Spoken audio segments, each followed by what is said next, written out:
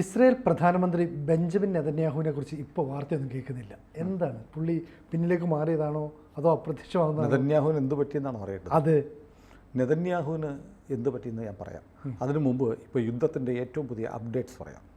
ഇപ്പോൾ ലെബനോണിലേക്ക് ഇസ്രയേൽ ആക്രമണം നടത്തിക്കൊണ്ടിരിക്കുകയാണ്. അതെ, എന്തുകൊണ്ടാണ് ലെബനോണെ ആക്രമിക്കുന്നതെന്ന് ചോദിച്ചാൽ, ഇസ്രയേലിൻ്റെ വടക്കൻ ഭാഗത്തേക്ക് നിരന്തരമായി ലെബനോണുകാരുടെ ഹിസ്ബുള്ളകളുടെ മിസൈലുകൾ വരുന്നു.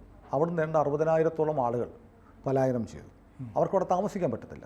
ആ സ്വന്തം രാജ്യത്ത് അയൽവക്കക്കാരൻ്റെ വൃത്തികേട് കൊണ്ട് താമസിക്കാൻ പറ്റാതെ വന്നിരിക്കുകയാണ് ഇസ്രയേലിലെ ജനതയ്ക്ക്.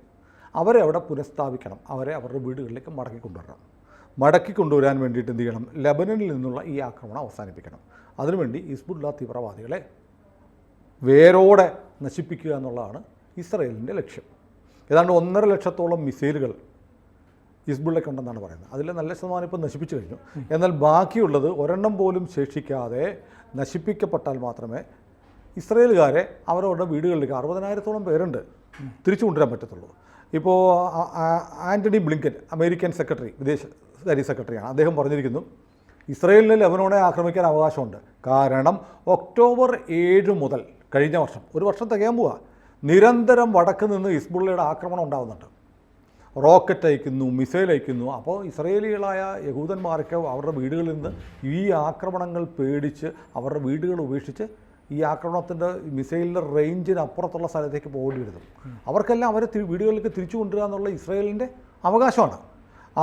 അതിനു വേണ്ടിയിട്ട് തങ്ങളുടെ ജനങ്ങളെ തങ്ങളുടെ ഭൂമിയിൽ, മറ്റിടത്തുമല്ല, സ്വന്തം ഭൂപ്രദേശത്ത് സുരക്ഷിതമായി താമസിപ്പിക്കാൻ ഇസ്രയേലിന് വേണ്ട നടപടികൾ എടുക്കാനുള്ള അധികാരമുണ്ട്. എന്ന് പറഞ്ഞാൽ, പച്ചയ്ക്ക് പറഞ്ഞാൽ, ലെബനോണിനെ ആക്രമിക്കാൻ അവകാശമുണ്ടെന്ന് അമേരിക്ക പറഞ്ഞിരിക്കുന്നത്. ഇതാണ് ഏറ്റവും വലിയ ഒരു പുതിയ വിവരം. അതായത് ലെബനോണിൽ ഇസ്രയേൽ നടത്തുന്ന ആക്രമണം ഇസ്രയേലിൻ്റെ സുരക്ഷയ്ക്ക് അനിവാര്യമാണെന്ന് അമേരിക്ക പറഞ്ഞു, പച്ചക്കൊടി വീശിക്കഴിഞ്ഞു. അപ്പോൾ ഇനി ഇസ്രയേലിന് ഒന്നും നോക്കാനില്ല, അടിച്ച് കയറി പോയാൽ മതി. കയറി വാടാ മക്കളെ എന്ന് പറഞ്ഞ് ഇസ്രയേൽ ബാക്കിയുള്ളവരോട് വിളിക്കുകയാണ്. ഞാൻ വെറുതെ പറഞ്ഞല്ലേ, കയറി വാടാ മക്കളെ എന്ന് പറഞ്ഞ് വിളിക്കുകയല്ല. ഗസയിൽ നിന്ന് വലിയ തോതിൽ സൈന്യത്തെ ഇസ്രയേൽ പിൻവലിച്ച് ലെബനോൺ അതിർത്തിയിലേക്ക് വിടുകയാണ്, ആയിരക്കണക്കിന് സൈനികരെ. അപ്പോൾ അതിന് 2 കാര്യങ്ങളുണ്ട്. ഒന്ന്, ഒരു സൈനിക നീക്കം, ഇപ്പം എയർ അറ്റാക്കാണ് നടത്തിക്കൊണ്ടിരിക്കുന്നത്, അത് മാറ്റിയിട്ട് കരയുദ്ധം ലെബനോണിൽ ആരംഭിക്കാൻ പോകുന്നു. അവസാനത്തെ ഹിസ്ബുള്ളയും തീർക്കാൻ വേണ്ടിയിട്ടുള്ള, അവസാനത്തെ റോക്കറ്റും മിസൈലും നശിപ്പിക്കാൻ വേണ്ടിയിട്ടുള്ള യുദ്ധം ആസന്നമായിരിക്കുന്നു. അത് വെളിവാക്കുന്ന ഒരു കാരണം കൂടിയുണ്ട്. കാരണം ഇത് ഇസ്രയേലിന് ഈ റെഗുലർ ആർമിക്ക് പുറമെ റിസർവ് ഫോഴ്സ് ഉണ്ട്, കരുതൽ സൈന്യം. അതിനകത്ത് പല ജോലി ചെയ്ത പൗരന്മാരൊക്കെ ഉണ്ട്, സൈനിക പരിശീലനം കിട്ടിയ പൗരന്മാരൊക്കെ ഉണ്ട്. അവരെ കൂടെ വിളിച്ചുണ്ടാക്കുന്നതാണ് റിസർവ് ഫോഴ്സ്. അതിൽ 2 റിസർവുകളെ ഇസ്രയേൽ ഇപ്പോൾ ആക്ടിവേറ്റ് ചെയ്തു. എന്ന് പറഞ്ഞാൽ 2 റിസർവിലുള്ള ആളുകളുടെ മുഴുവൻ ആയുധങ്ങളെടുത്ത് യൂണിഫോം ധരിച്ച് സൈനികരായിക്കോളാം. 2 റിസർവുകളെ ഇപ്പോൾ ആക്ടിവേറ്റ് ചെയ്തു എന്ന് അന്താരാഷ്ട്ര മാധ്യമങ്ങൾ പറയുന്നു.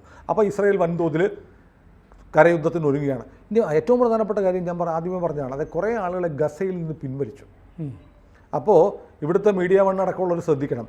ഗസയിൽ നിന്ന് ഇസ്രായേൽ സൈന്യത്തെ പിൻവലിച്ചു. എന്താ അതിൻ്റെ ലക്ഷണം? ഗസയിൽ ഇനി അവിടെ പ്രശ്നം ഒന്നും ചെയ്യാനില്ല, ഗസ ക്ലീനാക്കി അല്ലേ? നിങ്ങൾ പറയുന്ന പോലെ ഹമാസിൻ്റെ കുറ്റിയറ്റു ഗസയിൽ. ഇനി ഗസയിൽ ആരുമില്ല, ഏതാണ്ടൊക്കെ ക്ലീൻ ചെയ്ത് മിക്കവാറും ക്ലീൻ ആയതുകൊണ്ട് ഭൂരിപക്ഷം സൈന്യത്തെ അവിടുന്ന് പിന്മാറുന്നു. ഇത്രയും പേരൊന്നും അവിടെ വേണ്ട. അപ്പോൾ ഇനി ഗസയ്ക്ക് വേണ്ടിയിട്ടുള്ള ഷേവ് ഗസ എന്നൊക്കെ പറയുന്ന ഈ കാമ്പയിനൊക്കെ തീർന്നു. വെസ്റ്റ് ബാങ്കിലും ഇപ്പോൾ വലിയ അനക്കമൊന്നുമില്ല. യഹിയ സിൻവർ ഉണ്ടോ ഇല്ലയോ എന്ന് സംശയമാണ്. അവിടെ സ്കൂൾ ആക്രമണം, നമ്മൾ കഴിഞ്ഞ ദിവസം പറഞ്ഞല്ലോ, ആക്രമണം നടത്തി അതിനകത്ത് കിട്ടി 22 ബോഡികളിലൊന്ന് സിൻവറിൻ്റെ ആണെന്ന് പറയപ്പെടുന്നു. സ്ഥിരീകരിക്കപ്പെട്ടിട്ടില്ല. പക്ഷേ അതിൻ്റെ അമിൻ എന്ന് പറയുന്ന അവരുടെ ഇൻറ്റേർണൽ സുരക്ഷാ ഏജൻസിയാണ് പറഞ്ഞത് ഇയാൾ കൊല്ലപ്പെട്ടിട്ടുണ്ടെന്ന് പറയുന്നത്. അത് DNA പരിശോധനയ്ക്ക് വേണ്ടി കാത്തിരിക്കുകയാണ്, റിസൾട്ടിന് വേണ്ടി. ഏതായാലും കരയുദ്ധം ആസന്നമായിരിക്കുന്നു എന്ന് കരുതുമ്പോഴാണ് ഇസ്രയേലിൻ്റെ ചീഫ് ഓഫ് സ്റ്റാഫ്, സേനാതലവൻ, എല്ലാ സേനകളുടെയും നമുക്കുണ്ടല്ലോ ചീഫ് ഓഫ് സ്റ്റാഫ് പോലെ ഇസ്രയേലിലുണ്ട്, ലോകത്തിലെ എല്ലാ രാജ്യങ്ങളും ഉണ്ട്. നമ്മുടെ ആദ്യത്തെ ബിപിൻ റാവത്തായിരുന്നു, അത് ഹെലികോപ്റ്റർ അപകടത്തിൽ മരിച്ചുപോയി. അങ്ങനെ ഒരു ചീഫ് ഓഫ് സ്റ്റാഫിനെ വെച്ചപ്പോൾ ഇവിടെ രാഹുൽ ഗാന്ധിക്ക് ചൊറിച്ചിലായിരുന്നു. അങ്ങനെ വെക്കാൻ പാടില്ല, എല്ലാ സൈന്യത്തിനും കൂടെ ഒരു തലവനോ, അത് മോഡിയുടെ ആജ്ഞ അനുസരിക്കാനാണ്. അപ്പം ലോകത്തുള്ള എല്ലാ രാജ്യത്തിനും ഉണ്ട് ചീഫ് ഓഫ് സ്റ്റാഫ്. ഇസ്രയേലിൻ്റെ ചീഫ് ഓഫ് സ്റ്റാഫിൻ്റെ പേര് മേജർ ജനറൽ ഹെർസി ഹലേവിയാണ്. ഹെർസി ഹലേവിയുടെ സ്റ്റേറ്റ്മെൻറ്റ് ഗാർഡിയനും ന്യൂയോർക്ക് ടൈംസും അടക്കമുള്ള പത്രങ്ങൾ ഇപ്പോൾ ഓൺലൈനിൽ പറയുന്നുണ്ട്, കരയുദ്ധത്തിന് ഞങ്ങൾ റെഡിയാവുകയാണ് എന്ന് പരസ്യമായി പറഞ്ഞിരിക്കുന്നു. അതായത് ഇസ്രയേൽ പൗരന്മാരെ ആക്രമിക്കാൻ ലെബനീസ് ഗ്രാമങ്ങളിലും ഇവർ താവളങ്ങൾ ഉണ്ടാക്കിയിട്ടുണ്ട്. അതെല്ലാം കീഴടക്കിയേ പറ്റുള്ളൂ എന്ന് chief of staff heresy Halevi പറഞ്ഞിരിക്കുന്നു. അതും കരയുദ്ധം തുടങ്ങാൻ പോകുന്നു എന്നതിൻ്റെ ഏറ്റവും വ്യക്തമായ സൂചനയാണ്. ഇത് മാത്രമല്ല, ഈ യുദ്ധം പുതിയ ഘട്ടത്തിലേക്ക് നീങ്ങുകയാണ്. ഞങ്ങളുടെ ഈ പ്രദേശത്തെ രാജ്യത്തിന് നേരെയുള്ള സുരക്ഷാ സാഹചര്യം, അതായത് ഇപ്പോൾ ഹിസ്ബുള്ളയുടെ ഭീഷണിയുണ്ട്, അത് സുരക്ഷാ പ്രശ്നമാണ്, അത് മാറ്റേണ്ടതുണ്ട് എന്ന് നോർത്തേൺ കമാൻഡ്, അത് IDFൻ്റെ ഈ മേഖലയിൽ ലെബനോണുമായിട്ട് യുദ്ധത്തിന് ഒരുങ്ങാൻ മുന്നോട്ട് പോകേണ്ട കമാൻഡ് നോർത്തേൺ കമാൻഡാണ്. നോർത്തേൺ കമാൻഡിൻ്റെ മേജർ ജനറൽ ഉറി ഗോർഡിനും പറയുന്നു എന്താണ്, യുദ്ധം പുതിയ ഘട്ടത്തിലേക്ക് കടക്കുകയാണ്. അപ്പോൾ ഏതായാലും ഒരു കാര്യം ഉറപ്പായി, എന്താണ്, കരയുദ്ധം വരികയാണ്. തെക്കൻ ലെബനോണിൽ നിന്ന് ഇതിനിടയ്ക്ക് വരുന്ന വാർത്ത യുദ്ധം ഉറപ്പായി എന്ന് പറഞ്ഞാൽ, നമുക്ക് ആദ്യം പേജർ ആക്രമണം വന്നു, റേഡിയോ വഴി ടെലഫോൺ വഴി മുന്നറിയിപ്പ് വന്നു, എയർ സ്ട്രൈക്ക് വന്നു, ഏതാണ്ട് 1000-ഓളം ഇവരുടെ ഹിസ്ബുള്ള കേന്ദ്രങ്ങൾ തകർത്തു, 300-ലേറെ ആക്രമണങ്ങൾ നടത്തി. അങ്ങനെ വന്നപ്പോൾ തെക്കൻ ലെബനോണിൽ നിന്ന് ആളുകളൊക്കെ സിറിയയിലേക്ക് ഓടിക്കൊണ്ടിരിക്കുകയാണ്, അഭയാർത്ഥികളായിട്ട് ഓടിക്കൊണ്ടിരിക്കുകയാണ്. പക്ഷേ ഇതിനിടയ്ക്ക് നമ്മുടെ മാധ്യമങ്ങളിലൊന്നും റിപ്പോർട്ട് ചെയ്യാത്ത 2 പ്രധാനപ്പെട്ട സംഭവങ്ങൾ നടന്നിട്ടുണ്ട്. ഒന്ന്, സിറിയയിലെ ടാർട്ടറസ് എന്ന് പറയുന്ന പോർട്ട് ഓഫ് ടാർട്ടറസിലേക്ക് ഇസ്രയേലി വിമാനങ്ങൾ ആക്രമണം നടത്തി. അതിൻ്റെ വിഷ്വൽസ് IDFൻ്റെ ഗ്രൂപ്പുകളിൽ വരുന്നുണ്ട്, ഇസ്രയേലി ഡിഫൻസ് ഫോഴ്സിൻ്റെ ഗ്രൂപ്പുകളിൽ വരുന്നത്. അപ്പം ലെബനോണുമായിട്ട് മാത്രമല്ല, സിറിയയിലേക്കും ഇസ്രയേൽ എയർ സ്ട്രൈക്ക് നടത്തി. എവിടെ? ടാർട്ടറസ് പോർട്ടിലേക്ക്. അതുവഴി വല്ല സപ്ലൈ ഉള്ളതുകൊണ്ടാണോ എന്നറിയില്ല. പക്ഷേ സിറിയയിലാണ് ഹൂതി യുവതർ സിറിയയിലും ഉണ്ട്. ഇസ്ലാമിക ഹിസ്ബുള്ളയുടെ ചില ബന്ധപ്പെട്ട ചില സംഘടനകളും സിറിയയിലുണ്ട്. ഏതായാലും ടാർട്ടറസിൽ, അത് സിറിയയിലാണ്, അവിടെ ഒരാക്രമണം നടത്തിയതിൻ്റെ ഒരു വാർത്ത ഇപ്പോൾ വരുന്നുണ്ട്. അത് റിപ്പോർട്ട് ചെയ്യുന്നത് ഇസ്രയേലി ഡിഫൻസ് ഫോഴ്സിൻ്റെ സൈറ്റുകളിലാണ് വരുന്നത്. അതിൻ്റെ വീഡിയോസ് ഉണ്ട്. ആ തുറമുഖത്ത് ഇസ്രയേൽ വിമാനങ്ങൾ ആക്രമണം നടത്തി സിറിയയിൽ. അതൊരു പ്രധാനപ്പെട്ട കാര്യമാണ്. യുദ്ധം ഇസ്രയേലിന് പുറത്തേക്ക് മറ്റ് രാജ്യങ്ങളിലേക്ക്, ലെബനോൺ, സിറിയയായി. ഇനി മറ്റ് പ്രധാനപ്പെട്ട 2 കാര്യങ്ങൾ. ഒന്ന്, ഇന്നലെ രാത്രി സംഭവിച്ചൊരു കാര്യം, സദേൺ ഇസ്രയേൽ സിറ്റിയാണ്, തെക്കൻ ഇസ്രയേൽ സിറ്റിയാണ് ഇലാത്ത്, EILAT, ഇലാത്ത് എന്ന് പറയുന്ന ഇസ്രയേലിൻ്റെ തെക്കൻ നഗരത്തിൽ ഒരു ഡ്രോൺ വന്നു വീണു. 2 പേർക്ക് പരിക്ക് പറ്റി. ആ ഡ്രോൺ എടുത്ത് പരിശോധിച്ചപ്പോൾ അത് വന്നിരിക്കുന്നത് ഇറാഖിൽ നിന്നാണ്. ഡ്രോൺ ഇറാഖിലും, ഈ പറഞ്ഞ ഇറാഖും ഇറാനും തമ്മിൽ ഒരുപാട് വർഷം യുദ്ധമുണ്ടായി. ഇറാൻ ഷിയ മുസ്ലിങ്ങളുടെയാണ്, ഇറാഖ് സുന്നികളായിരുന്നു. സുന്നികളും ഷിയകളും തമ്മിലുള്ള യുദ്ധമാണ് ഇറാഖ് യുദ്ധം. പക്ഷേ ഇറാഖാകെ അമേരിക്കൻ ഇടപെടലിന് ശേഷം തകർന്ന തരിപ്പണമായി രാജ്യത്തിൻ്റെ പല ഭാഗം പലരുടെ കയ്യിലാണ്. അപ്പോൾ ഇറാഖിന് ചില ഭാഗങ്ങളിൽ ഷിയ മുസ്ലിമുകളുടെ കയ്യിലുണ്ട്. അവിടെ ഷിയ തീവ്രവാദി സംഘടനകളുണ്ട്. ആ ഷിയ തീവ്രവാദി സംഘടനകളാകുമ്പോൾ സ്വാഭാവികമായും അവർ ഇറാൻ്റെ പ്രേരണ പ്രവർത്തിക്കുന്നവരാണ്. അവിടെ നിന്ന് ഇറാഖിലെ ഷിയ തീവ്രവാദികളുടെ ഭാഗത്തു നിന്ന് ഹിസ്ബുള്ളയുടെ സഹോദര സംഘടനകളാണ്. അവിടെ നിന്നാണ് ഇലാത്തിലേക്ക് ഡ്രോൺ വന്ന് വീണു, 2 പേർക്ക് പരിക്ക് പറ്റി. അതുകൂടാതെ ഇപ്പോൾ 1 മണിക്കൂർ മുമ്പ് ഗാർഡിയൻ റിപ്പോർട്ട് ചെയ്യുന്നു, ഇസ്രയേലിൻ്റെ ഒരു മിസൈൽ വാഹിനി കപ്പലുണ്ട്, അതിൻ്റെ പേര് സാർ 5 എന്നാണ്. ഈ സാർ 5 എന്നുള്ള കപ്പലിനെ ആക്രമിക്കാൻ വേണ്ടിയിട്ട് ഒരു ആളില്ലാ വിമാനം പറന്നു വന്നു, അതിനെ വെടിവെച്ചിട്ടു. അതും ഇറാഖിൻ്റേതാണ്. അപ്പോൾ ഇറാഖിൽ നിന്ന് ഇസ്രയേലിന് നേരെ ആക്രമണ ശ്രമങ്ങൾ നടക്കുന്നു. സിറിയയിൽ കയറി ഇസ്രയേൽ അടിച്ചിട്ടുണ്ട്. ലെബനോണിലേക്ക് കരയുദ്ധം വ്യാപിക്കാൻ പോകും. ഇതൊക്കെ തൊട്ടടുത്തടുത്ത് കിടക്കുന്ന രാജ്യങ്ങളാണ്. അപ്പോൾ ഒരു പക്ഷേ ഈ മേഖലയിലാകെ യുദ്ധം വ്യാപിക്കാനുള്ള ഒരു ശ്രമമുണ്ടോ? ഇറാഖ് ഇതുവരെ ചിത്രത്തിലില്ലായിരുന്നു. അതെ, ഇറാഖിലെ ഭരണകൂടത്തിനൊരു താല്പര്യമില്ല. പക്ഷേ ഇറാഖിൻ്റെ പല ഭാഗവും ഈ പറഞ്ഞ ഈ ലെബനോണിൻ്റെ ഭരണം പൂർണ്ണമായും ലെബനോണിൻ്റെ കയ്യിലല്ല, സിറിയയുടെ ഭരണം പൂർണ്ണമായും സിറിയയുടെ കയ്യിലല്ല, യമൻ്റെ ഭരണം പൂർണ്ണമായും യമനിലെ സർക്കാരിൻ്റെ കയ്യിലില്ല. കുറേ ഭാഗങ്ങളൊക്കെ തീവ്രവാദി സംഘടനകൾ കയ്യേറി വെച്ചിരിക്കുകയാണ്. അവരാണ് ആ മേഖല ഭരിക്കുന്നത് എന്ന് പറയുന്നത്. ഇറാഖിൽ നിന്ന് ഷിയ തീവ്രവാദി സംഘങ്ങൾ ഇസ്രയേലിന് നേരെ ആക്രമണങ്ങൾ നടത്തുന്നുണ്ട്. ഇന്നലെ വൈകിട്ട് വേറൊരു സംഭവം കൂടി ഉണ്ടായിട്ടുണ്ട്. ഇറാൻ നിർമ്മിതമായ ക്വാഡർ മിസൈൽ എന്ന് പറഞ്ഞാൽ വലിയ 800 കിലോമീറ്റർ മുതൽ 2000 കിലോമീറ്റർ വരെ റേഞ്ചുള്ള മിസൈലാണ്, ഇറാൻ്റെയാണ്. ഇറാൻ നിർമ്മിതമായ ഈ ക്വാഡർ മിസൈൽ ഇന്നലെ വന്ന് ഇസ്രയേലിൽ വീണു. അത് ഇവർ അവകാശപ്പെട്ടത് അത് ഹിസ്ബുള്ള അയച്ചതാണ്, ഞങ്ങൾ മൊസാദിൻ്റെ ഹെഡ്ക്വാർട്ടേഴ്സാണ് ആക്രമിച്ചതെന്ന് പറയുന്നത്. അപ്പോൾ ഇസ്രയേലിൻ്റെ പ്രതികരണം വന്നിട്ട്, നിങ്ങൾ അയച്ച സ്ഥലത്തൊന്നുമല്ല ഞങ്ങളുടെ ഹെഡ്ക്വാർട്ടേഴ്സ് ഇരിക്കുന്നത്, അത് ആകാശത്ത് വെച്ച് തന്നെ ഞങ്ങൾ തകർത്തു. എന്ന് പറഞ്ഞാൽ കുറച്ചൊക്കെ കാര്യമായ ചില ശ്രമങ്ങൾ ഇപ്പോൾ നടക്കുന്നുണ്ട്. ഹിസ്ബുള്ള ഇടയ്ക്കിടയ്ക്കൊന്ന് ദുർബലമായ പ്രതിഷേധം നടത്തുന്നുണ്ട്. പക്ഷേ ഹമാസിൻ്റെ അഡ്രസ്സില്ല. ഹമാസിൻ്റെ വെടി തീർന്ന പോലെ അനക്കമൊന്നുമില്ല. കാരണം ഒരു അനക്കവും ഇല്ല, ഒരു ശബ്ദവും കേൾക്കുന്നില്ല. ശുദ്ധീകരിച്ച് ക്ലീൻ ആക്കിയിരിക്കുകയാണ്. പക്ഷേ ഏതായാലും അപ്പോൾ യുദ്ധം അനിവാര്യമാണ്. ഇസ്രയേൽ സേന ലെബനോണിലേക്ക് കയറാൻ പോവുകയാണ്. തെക്കൻ ലെബനോണിനെ ഒരു പക്ഷേ ഒന്ന് ക്ലീനാക്കിയെടുത്ത് അവിടെ ഒരു പക്ഷേ ലെബനോണിനെ രണ്ടാക്കിയെടുത്ത് അത്രയും ഭാഗം തങ്ങളുടെ അധീനതയിൽ നിർത്താൻ ഇസ്രയേൽ ശ്രമിച്ചേക്കുമോ എന്നൊരു ആശങ്ക പൊതുവിലുണ്ട്. കാരണം ഹിസ്ബുള്ളയുടെ കേന്ദ്രമാണ്. അവിടെ ലെബനീസ് ആധിപത്യം തുടർന്നാൽ അവിടെ നിന്ന് ഇനിയും മിസൈലുകൾ അങ്ങോട്ട് വരാം, ഇസ്രയേലിലേക്ക് വരാം. ഇസ്രയേലിലെ ജനങ്ങൾക്ക് സ്വൈര്യമായി താമസിക്കാൻ പറ്റില്ല. അതുകൊണ്ട് ആ മേഖല പൂർണ്ണമായും തങ്ങളുടെ കീഴിലാക്കാൻ ലെബനോണിനെ ഒന്ന് പിളർത്താനുള്ള ശ്രമം ഇസ്രയേൽ നടത്തുമോ എന്നുള്ള ആശങ്ക വളരെ വ്യാപകമാണ്. ഇതിനിടയ്ക്കാണ് സിനുവിൻ്റെ ചോദ്യം, എവിടെ പോയി നെതന്യാഹു? വളരെ പ്രസക്തമായ ചോദ്യമാണ്. നെതന്യാഹുവിനാണ് ഏറ്റവും വലിയ ഭീഷണിയുള്ളത്. ഒരു ഇസ്രയേലി പൗരനെ തന്നെ ഉപയോഗിച്ച് ഇറാൻ നെതന്യാഹുവിനെ കൊലപ്പെടുത്താൻ ശ്രമിച്ചു. അതുപോലെ പാകിസ്ഥാനിലെ ഒരു പൗരനെ വിട്ടിട്ട് അതെ അമേരിക്കൻ ഇൻ്റലിജൻസ് ഏജൻസിയുടെ റിപ്പോർട്ട് വരുന്നു ട്രംപിനെ കൊല്ലാനായിട്ട് ഇറാൻ പദ്ധതി ഇടുന്നു എന്നുള്ളത്. അമേരിക്കൻ സുരക്ഷാ ഏജൻസി ട്രംപിന് മുന്നറിയിപ്പ് കൊടുത്തിരിക്കുന്നു. ട്രംപിൻ്റെ ഈ പറയുന്ന ഇലക്ഷൻ ക്യാമ്പയിനൊക്കെ അവരെ ഹാക്ക് ചെയ്തിരുന്നു. അപ്പോൾ ഇറാൻ അത്യാവശ്യം പിന്നിൽ നിന്ന് കളികളൊക്കെ നോക്കുന്നുണ്ട്, പക്ഷെ ഒന്നും ഏൽക്കുന്നില്ല. പക്ഷേ അവർ ചില ശ്രമങ്ങളൊക്കെ നടത്തുന്നുണ്ട്. അപ്പോൾ അതിനിടയ്ക്കാണ് നെതന്യാഹു എവിടെ എന്നുള്ള ചോദ്യം. കാരണം നെതന്യാഹുവിൻ്റെ കമൻസ് ഒന്നും 2 ദിവസമായിട്ട് വരുന്നില്ല. അപ്പോൾ ആരും പേടിക്കണ്ട, നെതന്യാഹുവിനൊന്നും പറ്റിയിട്ടില്ല. നെതന്യാഹു ഇപ്പോൾ ന്യൂയോർക്കിലുണ്ട്. ന്യൂയോർക്കിൽ എത്തിയിരിക്കുന്നത് പറയപ്പെടുന്നത് UN ജനറൽ കൗൺസിൽ ഇപ്പോൾ കൂടുന്നത് കൊണ്ടാണെന്നാണ് പറയുന്നിരിക്കുന്നത്.